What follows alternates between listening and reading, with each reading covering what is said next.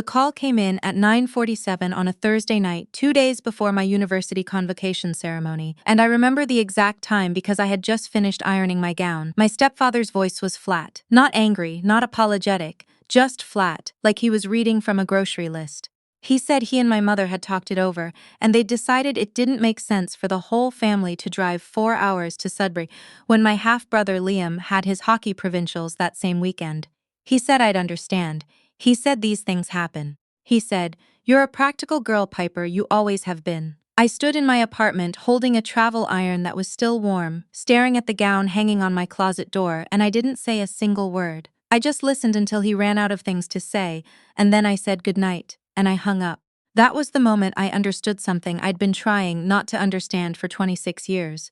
I should back up. My mother had Liam when I was 4 years old. By then, she and my biological father had already separated. He moved to Vancouver when I was 2, and I can count on one hand the number of times I've actually seen him since. My stepfather came into the picture when I was 5. He married my mother the following spring, adopted Liam immediately, and proceeded to spend the next 2 decades making it very clear, in 100 small and not so small ways, that I was not quite part of the family he was building. Nothing dramatic, nothing you could point to in a courtroom. He never hit me, never screamed at me, never locked me in a basement. What he did was quieter than that. He forgot my parent-teacher interviews but never missed Liam's. He remembered Liam's hockey numbers and statistics the way some people memorize scripture, but when I ran cross-country in high school and placed 3rd at regionals, he nodded when my mother mentioned it and turned back to the game. When I got into the University of Northern Ontario on a partial academic scholarship, he said good for you and asked if I wanted more potatoes. Liam, to be fair, wasn't a bad person. He was just the favorite. He knew it, I knew it, our mother knew it. Nobody said anything. The thing about growing up in a house where you are tolerated but not chosen is that you learn to be very, very self-sufficient. I worked 20 hours a week through my entire undergrad. I applied for every bursary I could find. I graduated with a Bachelor of Commerce degree, no debt, and a job offer already in hand from a mid-sized accounting firm in Ottawa. I did all of it without a single dollar from my stepfather, which I told myself was fine, which I told myself was actually something to be proud of, and maybe it was. But I still wanted him to come to my graduation. I don't know why I wanted it so badly. I think sometimes we keep hoping for the thing we've never had, long past the point where it makes any rational sense. I'd invited the whole family 3 months in advance. I'd booked a table at a restaurant in Sudbury for after the ceremony. I'd arranged a parking pass. I'd done everything right, the way I always did everything right, and 2 days before, he called me to say that Liam's hockey tournament was more important. I cried for about 20 minutes. Then I washed my face, sat down at my kitchen table, and made a decision. I called my academic advisor the next morning, Dr. Cecile Fontaine. She'd been supervising my honors research project for the last year and a half, and somewhere along the way she'd become something closer to a mentor than a professor. I'd told her, over many cups of coffee in her cluttered office, more than I'd told most people about my family. She knew about the stepfather, she knew about Liam's provincials, she knew everything. When I explained that my family wasn't coming, there was a long pause on the line. "Piper," she said, "my husband and I will be there. We were always planning to be there, and if you'll let me, I would very much like to walk with you."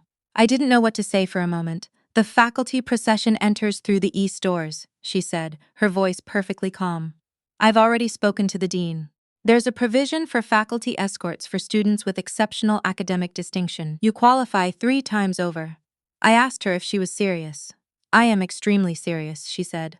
"And I've already confirmed it with the registrar." I found out later that wasn't entirely true. She'd called the registrar that morning, after I called her, and sorted the whole thing out in about 40 minutes. Dr.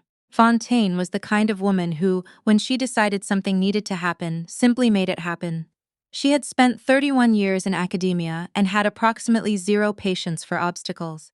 I wore my gown and hood to the ceremony, and I sat with the rest of the graduates in the main hall of the Sudbury Convention Center, and when they called us up row by row, I felt the familiar tightening in my chest, the one I always felt at school events, the one that was just the physical memory of scanning a crowd for faces that weren't there. And then I looked toward the faculty entrance, and Dr. Fontaine was standing there in her own academic robes, her silver hair pinned under her hood, and she smiled at me like I was exactly who she'd come to see.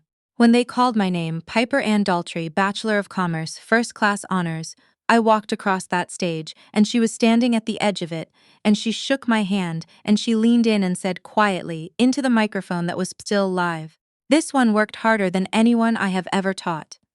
The hall started clapping before the dean had even handed me my diploma. I found out the next morning that my mother had watched the ceremony livestream. She called me just before 11 while I was having breakfast with Dr.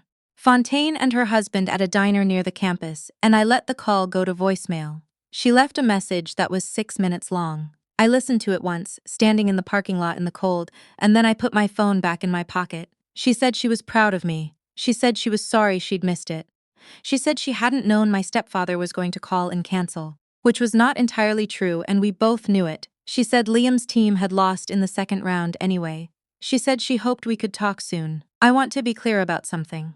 My mother was not a monster. She was a woman who had made a series of choices over 20-some years, choices that prioritized her marriage and her peace and her second family over her first child, and she had told herself a story about those choices that let her sleep at night. She wasn't cruel. She was just absent in the way that mattered most. And by the time I was standing in that parking lot listening to her voicemail, I had run out of the energy it took to pretend otherwise. I did not call her back that day. Here is the part of this story that I haven't told many people. 3 months before my graduation, I had accepted a position as a junior analyst at Aldercrest Financial Group in Ottawa. Aldercrest was a mid-sized firm, not Bay Street but solid, well-regarded, the kind of place where people built actual careers. My starting salary was $64,000, plus benefits, plus a professional development allowance. It was more money than my stepfather had made in his first 5 years at the plant where he'd worked since I was 7. What I didn't mention to my family, because they hadn't asked because they were busy, was that the senior partner who had extended my job offer was a woman named Rosalind Okafor.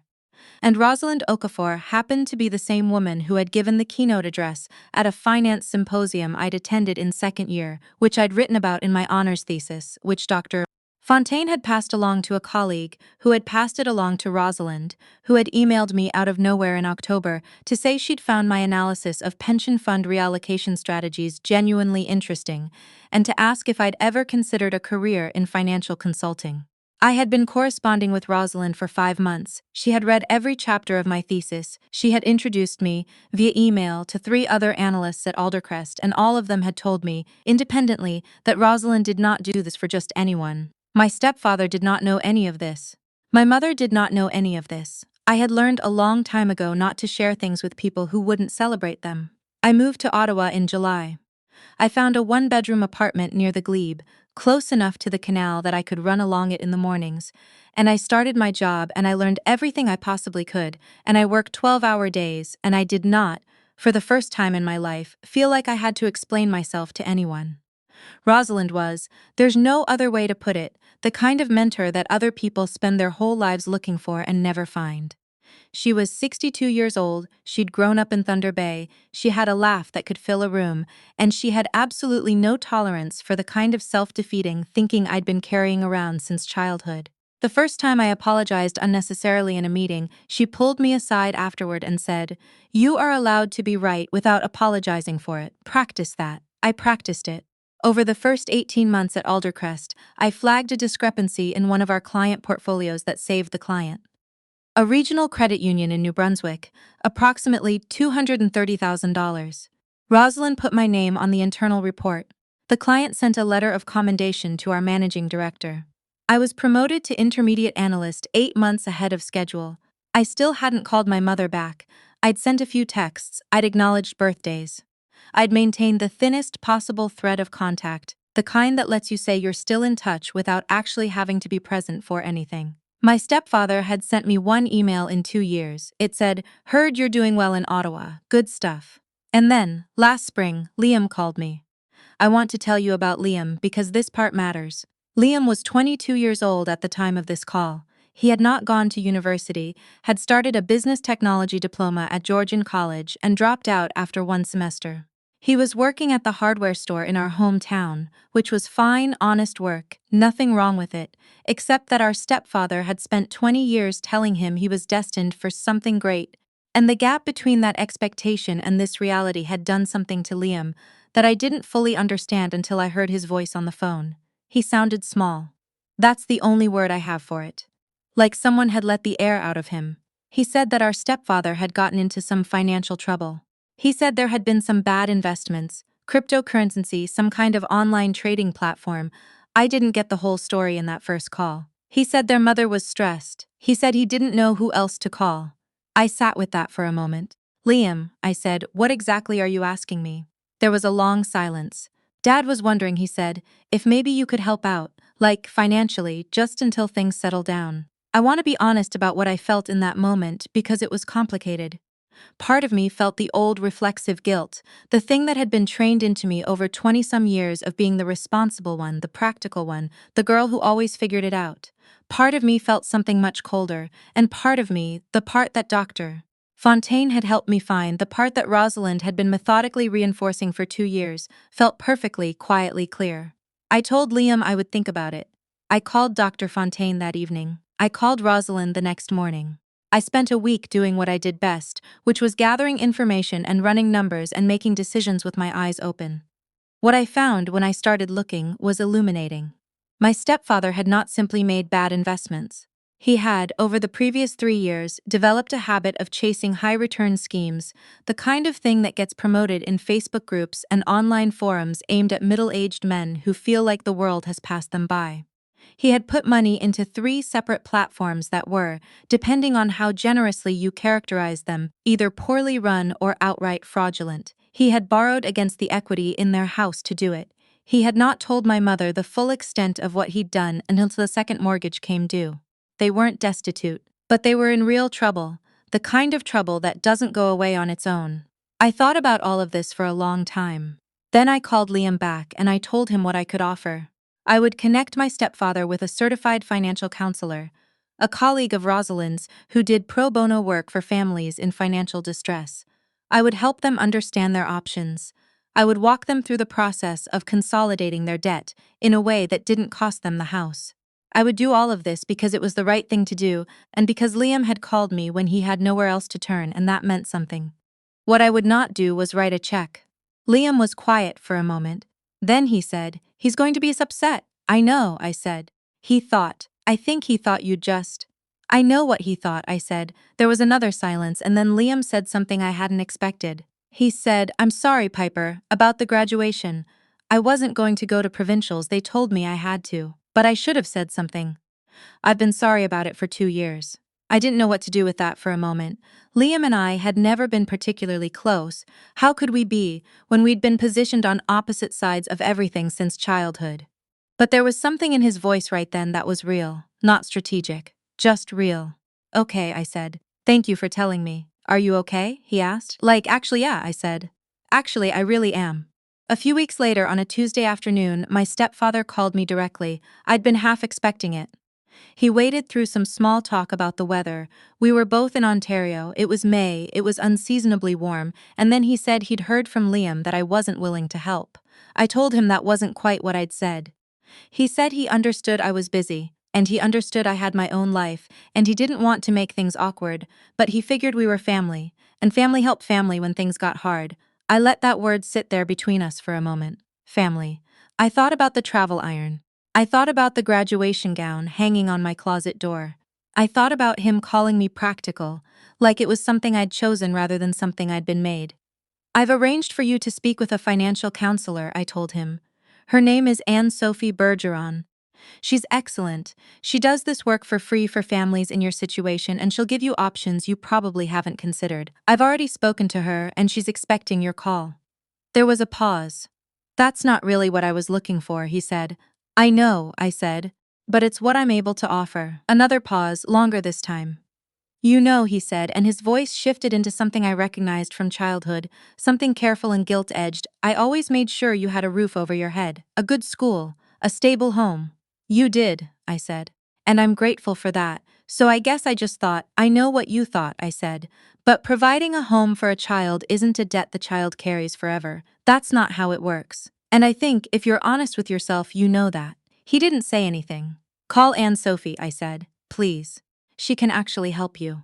I hung up, and I sat at my desk in my Ottawa apartment, in the neighborhood I'd chosen, in the career I'd built, in the life I had made entirely on my own, and I felt something I hadn't felt in a very long time. I felt like the floor was solid under me. My mother called 2 days later.